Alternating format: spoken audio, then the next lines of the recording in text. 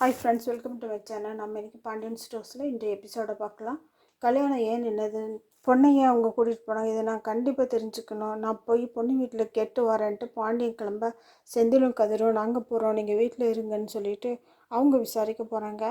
இங்கே பழனிக்கு அண்ணன்க வீட்டில் இருக்கவே பிடிக்கல. இதில் அவரோட அண்ணன்க வேறு கல்யாணத்தை நாங்கள் தான் நடத்துகிறோன்னு பெருமை பீத்த நான் ரூமில் இருக்கேன்ட்டு பழனி அங்கேருந்து எந்திரிச்சு போயிடுறாரு. அண்ணே, கல்யாணம் எப்படி நின்றுச்சுன்னு பாண்டியன் வீட்டில் மண்டையை பிச்சுக்க போகிறாங்கன்னு சொல்லி இந்த பேட்மேன் சிரிச்சிட்டே இருக்காங்க.